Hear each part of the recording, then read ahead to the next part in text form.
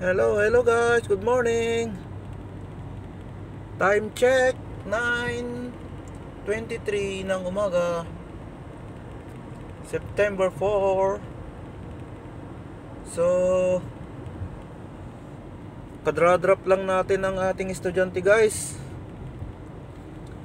Tapos ay sabi niya ay 2:30 daw ang labas niya.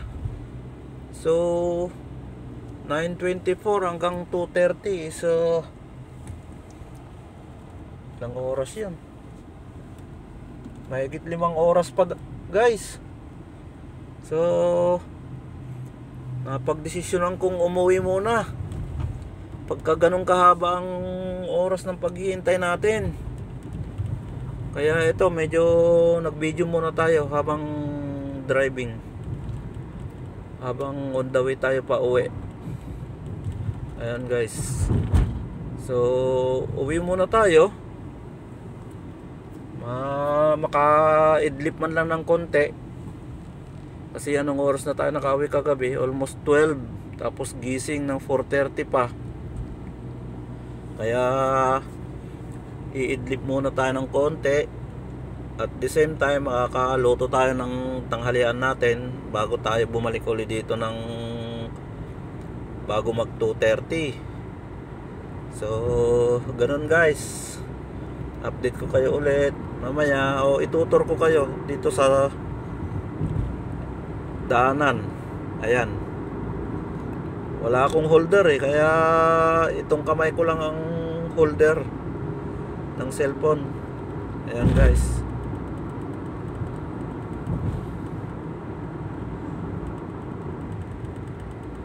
Medyo malayo-layo din kasi ito from college hanggang doon sa bahay. Siguro nasa 29 kilometers ba ito or 26, parang ganun. Malayo-layo din Ayan guys. Pero pagka nakakita tayo ng camera guys sa daan, ay camera sa cellphone, ay ipopost natin itatago natin kasi baka makuhanan tayo may violation yun malaki ang bayad kung hindi ako nagkakamali ay 500 real yata yun. Kaya konting ingat pagka ganitong nagmamaneho tayo, ay dapat alisto tayo, mapagmatsyag tayo sa kalsada. Ayan.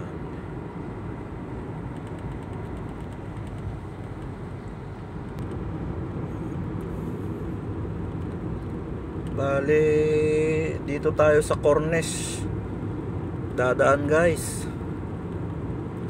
Ayan, approaching na tayo ng runabout. Alam nyo guys, tong runabout na to, mayroon akong souvenir dito sa runabout na to 2021 yata, Paskong Pasko yon, December 24 mayroon akong souvenir dito binangga ako ng Ford, binangga ako sa Puwet alas 7 ng gabi. Yan yung itong runabout na ito. Ang dami ko pa namang mga sakay noon, lahat ng anak ng amo ko na mga babae, kasi papunta kami sa hospital noon.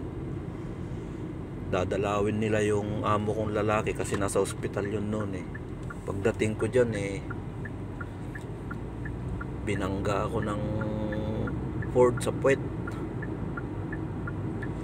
Kaya yun, mayroon akong memories dyan kaya may phobia ako dyan sa runabout na yan So malapit na tayo sa Cornish guys.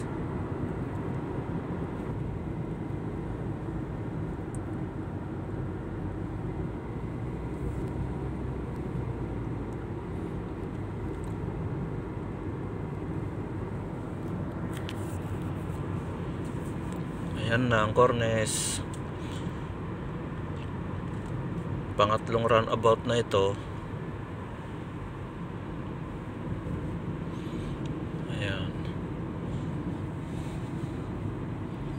Ito guys, oh, andito na tayo sa Cornish. Ayan. Alam nyo guys, dati nung nandun ako sa kumpanya, diyan kami namimingwit, oh. Diyan. 2021, 22, 23. Diyan kami namimingwit, oh. Yan. Wala pa ito dati, itong salt na ito eh. Ginawa ng restaurant, tinayon ng restaurant. Ayan guys. So, malapit ulit tayo sa camera. Pause muna natin ang video. Ayan, nakalampas na tayo sa camera guys. Kaya ayan, tuloy natin ang pagbibideo. Ayan, along Cornish, tabing dagat. Tapos malapit na tayo sa ano guys, yung Torre ng Alcobar. Palatandaan na nandito na tayo sa Cornish ng Cobar. Papakita ko sa inyo guys yung torre, ha. Ewan ko kung anong tawag dyan sa building ba yan o ano. Ayun guys, oh, yung torre. Ayan. Ayun.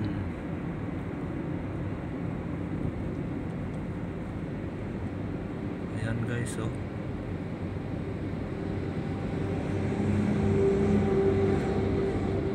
Ayun, kung nakikita nyo yung torre na yan guys, oh.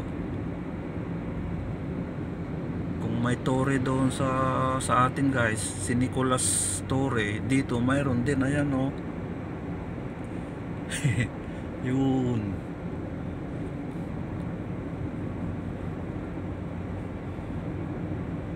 Ayan guys, oh. Ayan.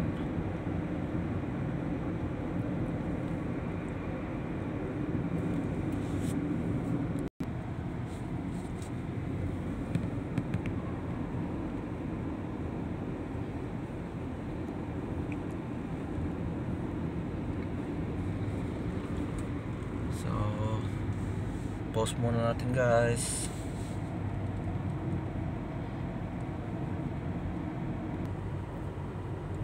Malapit na tayo guys sa ano, sa Ramania Mall ng Alcobar, na tinatawag nilang Filipino Mall. Kasi lahat ng mga pupunta dyan ay halos Pilipino lahat. Kaya tinawag nilang Filipino Mall. Sentro ng Alcobar guys. Ramania Mall kung tawagin. Ayan, malapit na guys. Malapit na tayo sa Ramania Mall. Nandito lang yan sa may bandang kanan guys. Ayan. Dito ang mga puntahan ng mga Pilipino pagka araw ng Biyernes. Dito sila namamalengke, nagsha-shopping. Ayan guys, oh, yung building na yan, oh. Maliit lang. Yan yung building na yan, oh. Yung May Giordano. Yan yung building na yan. Nandito kasi tayo sa gilid, eh. Wala sa ano mismong harapan. Yan. Ramania Mall. Yan. Andyan lahat yung mga maliliit na establishment. Pilihan ng mga chocolate, mga grocery, lahat. Diyan. Ito yung sentro ng Alcobar guys. Yan. So, tuloy lang tayo. Medyo malayo pa yung lugar ko eh. Mga approximately 19 kilometers pa siguro. Yan. Dito na tayo sa Cubao, ilalim ng Alcobar.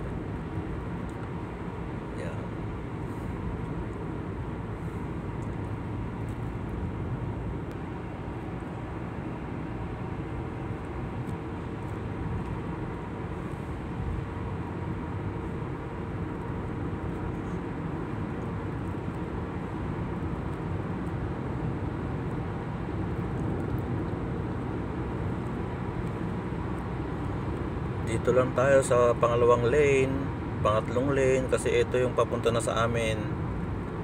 Aakyat tayo ng tulay, pakaliwa. Ayan.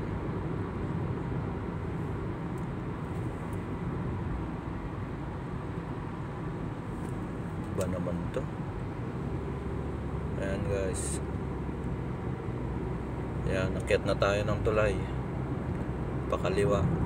Ito yung Rashid Mall, oh, under construction. Ayan, Rashid Mall, mall ng mga Arabo, Saudi. Ayan. So ito na yung papunta sa amin guys, Asisiya. Siguro mga 14 kilometers pa.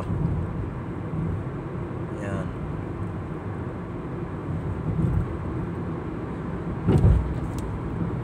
So yun lang guys. Please like and subscribe and share our video para ma-notify po kayo sa mga susunod ko pang mga video. Yun lang guys. Magandang umaga. Salamat.